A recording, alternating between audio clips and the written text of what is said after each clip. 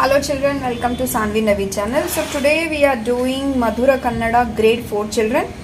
Madhura Kannada grade 4 children. The lesson 2, the chapter 2, that is Chinnada Nerige Topi. Chinnada Nerige Topi. So let's start children. Please take out your textbook, grade 4 children, page number 14. Okay, Chinnada Nerige Topi.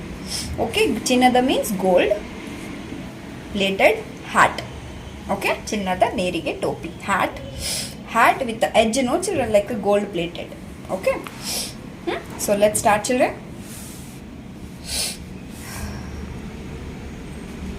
Yes. ಒಂದು ಹಳ್ಳಿಯಲ್ಲಿ ರೈತರೆಲ್ಲ ದಿನದ ಕೆಲಸ ಮುಗಿದ ಮೇಲೆ ಒಂದು ಚಾವಡಿಯಲ್ಲಿ ಸೇರುತ್ತಿದ್ದರು. It means in a village, halli means village. In a village, all the farmers, raitarella means farmers, all the farmers used to gather in a hut after finishing their day's work. Okay, chavadi means hut. Okay, dinada kelasa mugida mele means yes, their day's work. Okay, so in the village, all the farmers used to gather in a hut after finishing their day's work. Okay, ಒಂದು ದಿನ ಹೀಗೆ ರೈತರು ಸೇರಿ ಮಾತನಾಡುತ್ತಿದ್ದಾಗ ಅಲ್ಲಿಗೊಬ್ಬ ಅಂಗಡಿಯವ ಬಂದ. One day, while farmers were talking, a shopkeeper came. ಅವನು and he said, ನಾನು ಜಮೀನುದಾರನಿಗೆ ಬಹಳ ಬೇಕಾದವನು. I am very important to the landlord. Jaminudara means landlord. In the villages and all, no children, this Jaminudara means they are in very good position. Okay, like that it is. So he is telling, ನಾನು ಜಮೀನುದಾರನಿಗೆ ಬಹಳ ಬೇಕಾದವನು. It means I am very important to the landlord. ನಾನು ಎಂದರೆ ಅವರಿಗೆ ಪ್ರಾಣ. It means if I like I am his like a life, like that he is telling. Means that much important the shopkeeper to the landlord, like that he is telling. ನಾನು ದಿನವೂ ಅವರ ಪಕ್ಕದಲ್ಲಿ ಕುಳಿತು ಊಟ ಮಾಡುವುದು ಎಂದೆಲ್ಲ ಜಂಬ ಕೊಚ್ಚಿಕೊಂಡ. Okay, so what he is telling daily I will sit beside him and I will eat. I will with in a meal time or in lunch time or a dinner time will sit together and will eat. Jamba kochikonda means with the attitude, with the ego he is telling. Okay, so like that I am very important person, like that he is telling. Okay, next.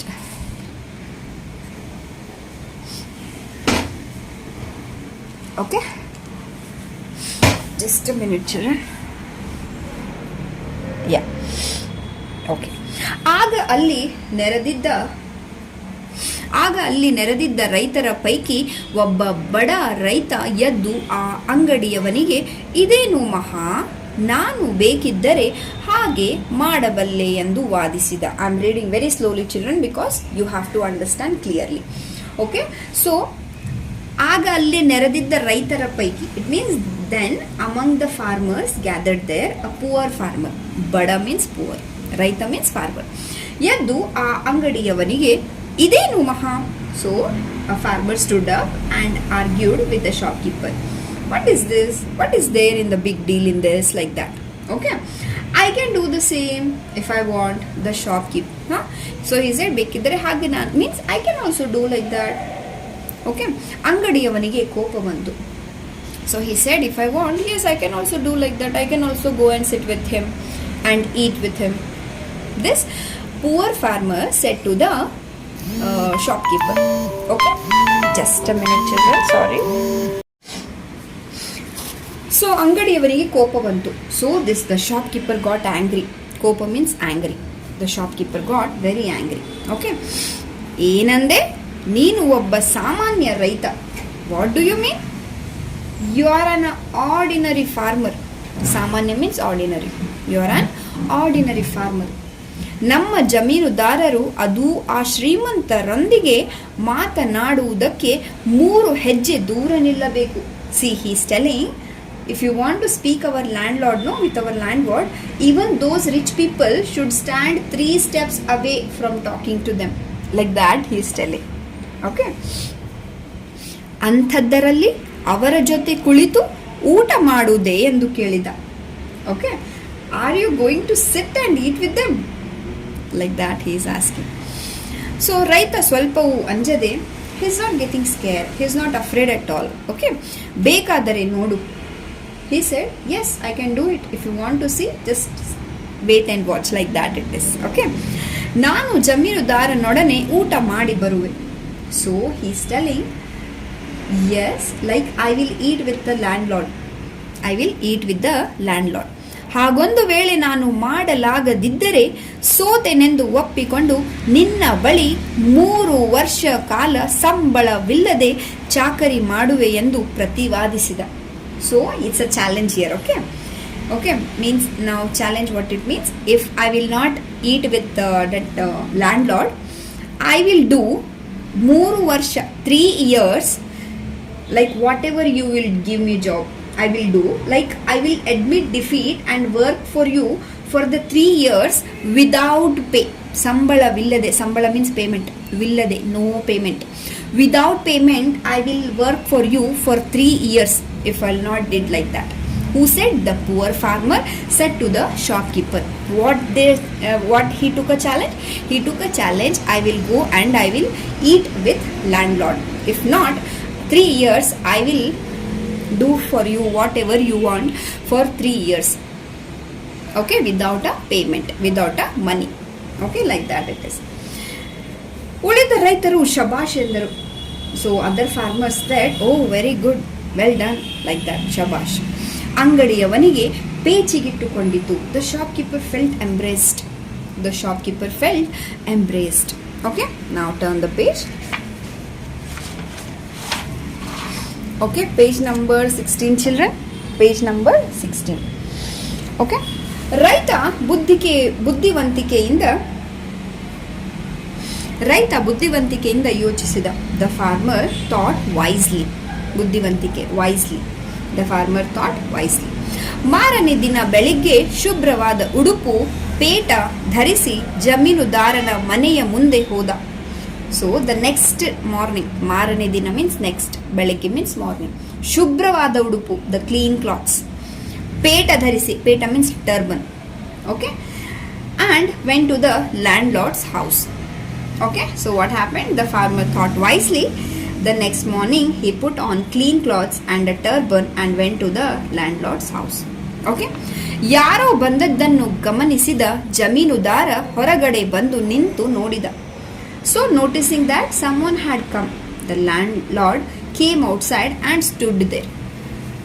ಯಾರೋ ಹಿರಿಯರು ಬಂದಿದ್ದಾರೆಂದು ಭಾವಿಸಿ, ಬನ್ನಿ ಒಳಗೆ ಬನ್ನಿ, ತಾವು ಯಾರು ಎಂದು ಒಳ ಕರೆದು ವಿಚಾರಿಸಿದ. Okay, so thinking that some elders had come, he called out, come in, who are you? And he started inquiring. ವಿಚಾರಿಸಿದ, inquiring.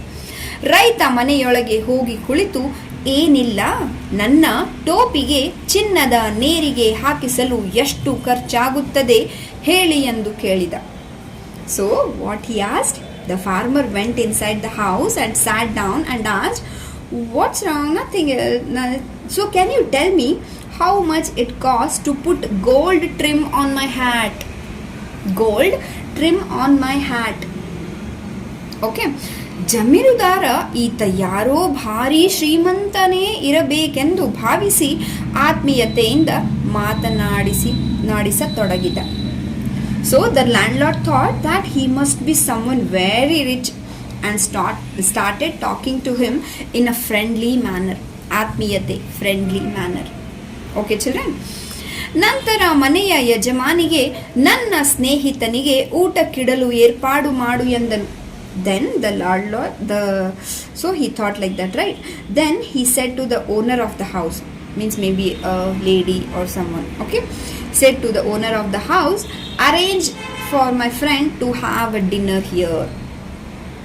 Okay, uta means you can take it as a dinner also or a lunch also. Okay, yeah.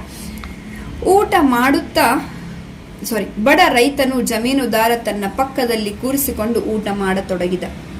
So the landlord made the poor farmer sit next to him and started eating. ಊಟ ಮಾಡುತ್ತಾ ರೈತ ತಾನು ಯಾರು ಎಂಬುದನ್ನು ಜಮೀನುದಾರನಿಗೆ ತಿಳಿಸಿದ. So while having a meal only children, so this poor farmer, he said who I am. to that landlord. Okay, so while eating, the farmer told the landlord who he was. Okay children, next. ಜಮೀನುದಾರನಿಗೆ ಕೋಪ ಉಕ್ಕಿ ಬಂತು. The land lord was furious but very angry. ಛೀ ಮೂರ್ಖ, you fool, ತೊಲಗಾಚೆ, get out from here ಎಂದು ಗದರಿಸಿದ. Like that he scolded him. ರೈತ ಅದಕ್ಕೆ ನಗುತ್ತಲೇ, the farmer laughed for that. ನಾನು ಹೇಗೆ ಮೂರ್ಖನಾಗುತ್ತೇನೆ ಸಾಹುಕಾರರೇ, how can be so foolish, you rich man. ಸಾಹುಕಾರರ means rich man. To that ಜಮೀನುದಾರ is telling to the land lord. ಈ ಊಟಕ್ಕೆ ನನಗೆ 2 ಕುದುರೆ ಮತ್ತು 1 ಎತ್ತು ಬಳುವಳಿಗಾಗಿ ಬರುತ್ತದಲ್ಲ ಎಂದು ಹೇಳಿ ಮನೆಗೆ ಹಿಂತಿರುಗಿದ. So he's telling, I will get 2 horses and an ox for this meal. Yattu means ox. Kudure means what? Horse. So he'll get 2 horses and 1 ox for this one meal. Like that he is laughing and he's telling, and he went back to his home. Manege hinturugida. He went back to his home. Okay. It's very nice story children, hai na.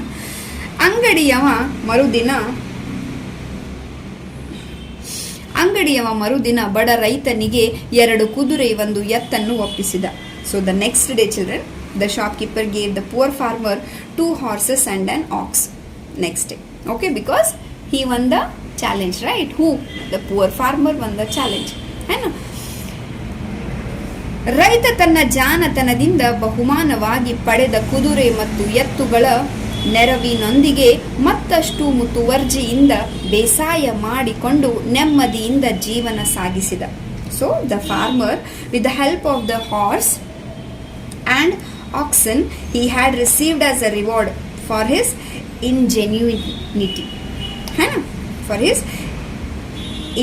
his cleverness, you take, for his cleverness, ingenuity, continue to cultivate his land with great diligence and lived a comfortable life. Okay children, so this all about this chapter, that is ಚಿನ್ನದ ನೇರಿಗೆ ಟೋಪಿ. Okay, ಚಿನ್ನದ ನೇರಿಗೆ ಟೋಪಿ. So this is gold plated hat story. So okay, it is very nice story. Please read this story. Okay, this will be the part 1 children. In part 2 I will explain the textbook exercise and the classwork exercise. Okay, so thank you so much children. Bye bye, take care.